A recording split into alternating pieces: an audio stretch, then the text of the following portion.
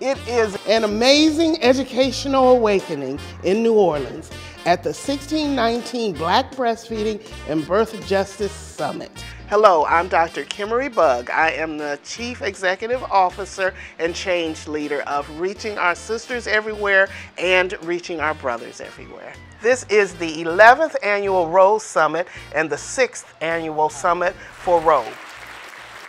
In our program planning, in our grant applications, when we're trying to do education and teaching, when we're trying to work on policy, this is where we get gummed up, because some of us are trying to retrofit something, some of us are trying to reform it, and some of us are trying to reimagine it. If you look at the number of physicians in this country, they are disproportionately white. If just all of the medical schools in the country would take 5 students, that's all, no more than 5, you would have more produced in 1 year than Howard and Meharry are able to put out. This is our first major in-person convening since the COVID-19 pandemic, and everybody is excited and energized as we work towards the goal of Rose, founded to address breastfeeding disparities in communities of color, and we are focusing on birth inequities. As part of Rose's community outreach, we are convening the State of Black Breastfeeding,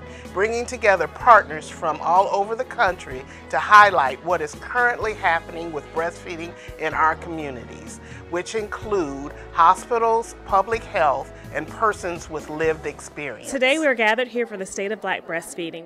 Researchers want to collaborate with the community and providers and lactation consultants, and we wanted to actually have those conversations together. Oh my God, this is so empowering to be in this room with all of these beautiful men and women of color. I don't have to over-explain my position on anything. I'm just being welcomed, and I'm enjoying the process. Having a room full of Black women and men to discuss the most important barriers, the most important facilitators, the things that are working in the community, that's what we need more of. And so I am pleased to be listening in with colleagues to understand what are some things that we can do better to support women as they go along this journey.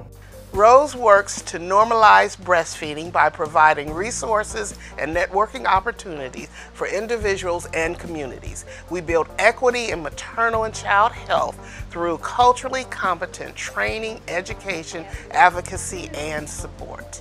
Our annual summit brings together healthcare providers, nutritionists, social workers, grassroots and community organizations, researchers, lactation support providers, peer counselors, government staff, fathers and families, breastfeeding coalitions from all over the United States. There were laws and policies that impede Black mothers' ability to breastfeed their children began in slavery and persist as an incident of that institution today. They originated in the practice of removing enslaved women's new mothers from their infants to work in wet nursing of their slave owners.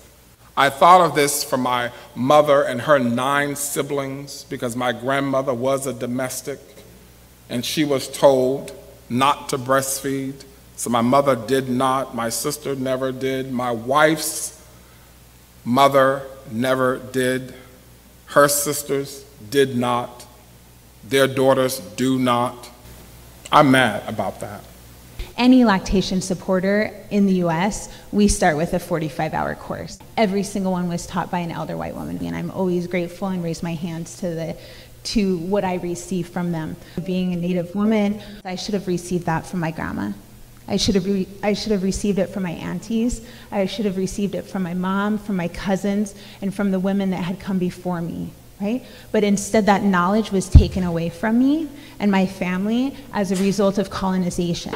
You know, Black women are very underserved when it comes to breastfeeding, having access to the things that they need, so it's just very important to me as a Black woman. When we were funded for the Maternal Health Learning and Innovation Center, a special joy for us was that meant that we got to work with Reaching Our Sisters Everywhere and with Reaching Our Brothers Everywhere for at least 5 years. Together, we're helping new families not only survive, but to thrive.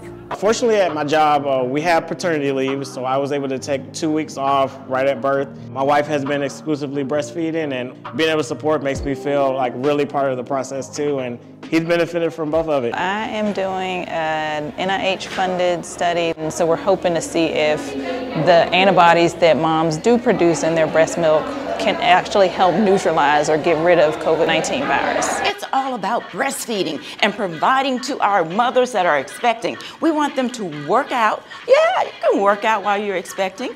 We want them to eat right. We want to get that protein in the body, some carbohydrates for some good energy, and a little bit of the essential fatty acids to regulate those hormones and make sure that baby comes out nice and strong. Yeah. So on September 2nd, 2018, my beautiful, wonderful son was born, Orion, and it was a beautiful experience. You can see in some of the pictures that I put here, as my wife was going through labor, I actually brought my pump with me, and in the hospital, as she's breathing and pushing, and I'm coaching, I'm pumping, and it was throughout the whole time I was doing it, and then he was born. My wife had the first latch, and that went beautifully, and then I was able to have the second latch with him in the hospital. Yeah, thank you. The framework that we've all been living under since the creation of this country and the United Nations is a white supremacist framework. Reproductive justice is an opportunity for us to operationalize a new framework and to expand our current reality, to come up with new language, new words. Our breakout sessions proved to be informative, stimulating, and engaging with a plan of action.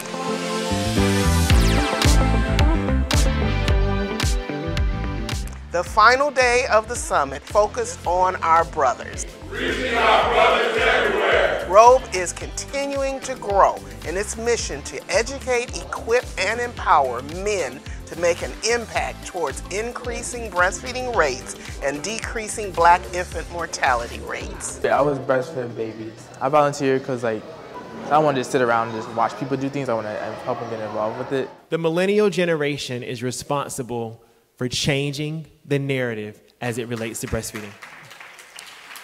Not because we were the practitioners, we were the patients, okay?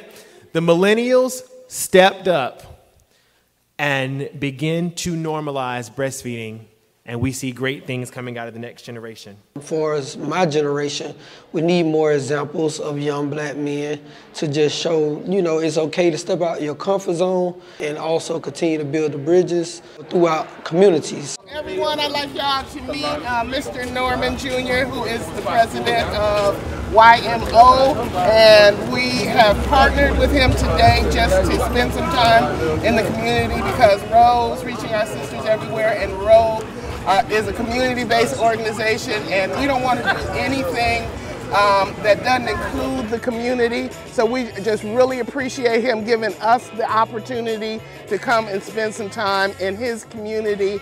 And we just wanted to let you know we appreciate you. He gave me diapers and baby wipes. Thank you for the Pampers, the food and everything. We like it. We joyful. Where you go, man? Let's stay connected through our National HEAL initiative, which stands for Health Equity Action for Lactation. We will be seeking partners, mentors, and allies to work along with us as we eradicate breastfeeding inequities. It is imperative for us to honor phenomenal people and their work. The Crystal Rose Award goes to Dr. Joya Creer-Perry. The Concrete Rose Award goes to Cammie Goldhammer. The W.E.B. Du Bois Award for Research goes to Dr. Alexis Woods Barr. And for the first time, we are presenting a new Visions Award, which goes to Dr. Edwin J. Nichols, and hereafter will be named in his honor.